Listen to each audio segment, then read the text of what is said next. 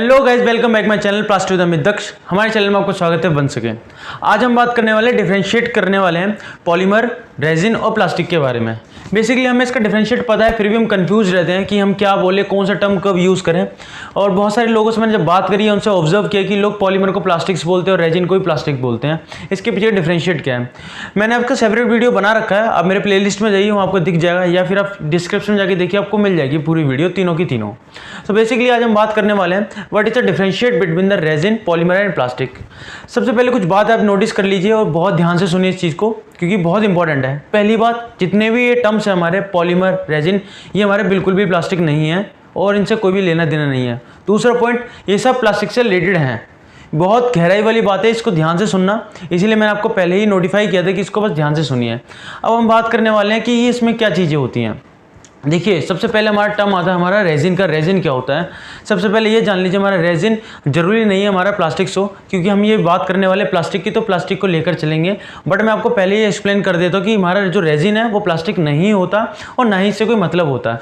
Resin हमारा एक तरह का एक ऐसा लिक्विड होता है, एक विस्कस मटेरियल होता है जो गाढ़ा गाढ़ा होता है, चिपचिपापन होता है। कुछ भी लिक्विड हो सकता है, हमारा शहद भी हमारा रेजिन है और हमारा क्रूड ऑयल भी हमारा रेजिन है। सबसे पहला टर्म आप क्लियर करिए, मैं दोनों फेज को लेकर चल रहा हूँ, टेक्निकल और नॉन टेक्निकल।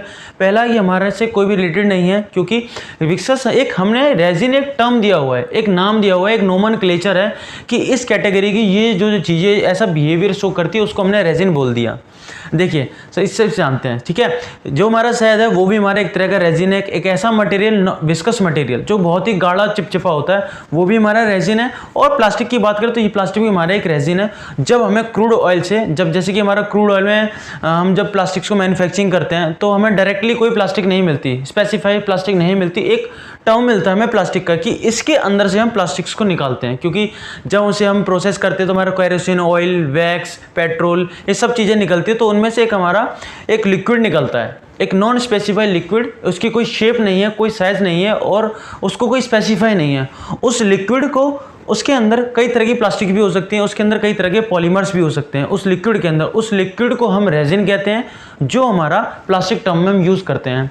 जब उस लिक्विड के अंदर से हम प्लास्टिक्स को, पॉलीमर्स को निकालते हैं, डिफरेंट तरह की प्लास्टिक को एक्सट्रैक्ट करते हैं उस लिक्विड में से, वो जो निकलता है, उस लिक्विड में से जब वो निकलता है तो उसे हम कहते हैं पॉलीमर।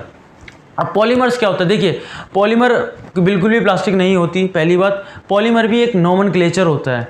कोई भी बहुत सारी चीज़ें, सिमिलर चीज़ें मोनोमर मल्टीपल टाइम कनेक्ट होती जा रही, कनेक्ट होते हैं, कुछ भी बिल्डअप कर रही हैं, वो सब हमारा पॉलीमर होता है। जरूरी नहीं हमारा प्लास्टिक ही हो, हमने एक नाम दिया हुआ है। जब भी बहुत सारी चीज़ें इकट्ठी होती हैं तो हमने क्या किया, उसको हमने पॉलीमर बोल दिया। जैसे कि हमारे बहुत सारे एटम जब मिलते हैं मॉलिक्यूल्स बनते हैं। अब जरूरी नहीं है, कुछ भी हो सकता है, हमारे एटम्स कुछ भी हो सकते हैं, कुछ भी तरह का हमारा मॉलिक्यूल हो सकता है। वैसे ही उस लिक्विड में से निकाले हुए जब बहुत सारी चीज़ें निकलती हैं, बहुत सारे नंबर ऑफ टर्म्स में मोनोमर जुड़ते हैं, तब हमारा पॉलीमर बनता है। लेकिन हमारा ये पॉलीमर सॉलिड भी हो सकता है, लिक्विड भी हो सकता है। लोग आज भी कंफ्यूज रहते हैं, रेजिन और पॉलीमर का जब नाम आता है, लिक्विड लें या सॉलिड लें, ये हमारा प्लास्टिक है या नहीं है, ये सारा बहुत सारा कन्फ्यूजन रहता है। तो मैं दोबारा से रिपीट कर देता हूँ, रेजिन और पॉलीमर हमारे प्लास्टिक से बिल्कुल लेना देना नहीं है।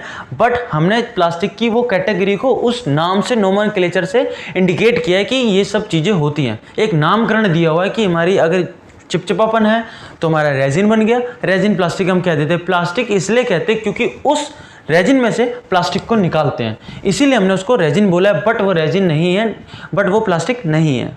रेजिन प्लास्टिक बिल्कुल भी नहीं है वो। और जब उसमें से स्पेसिफाई करके हम निकालते हैं, एक सेपरेट निकालते हैं, जैसे उस रेजिन में से हमने पॉलीथीन के मोनोमर्स निकाले और हमने LDP के मोनोमर्स निकाले, ये सब के जब मोनोमर्स निकाले तो उसको हमने नंबर ऑफ टर्म्स पर ऐड किया और उसको हम क्या बनाते गए, उसको बनाया हमने पॉलीमर।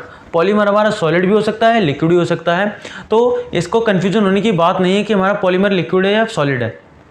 जब इस चीज़ को हम सॉलिड में कन्वर्ट करते हैं तो वो हमारा प्लास्टिक बनता है।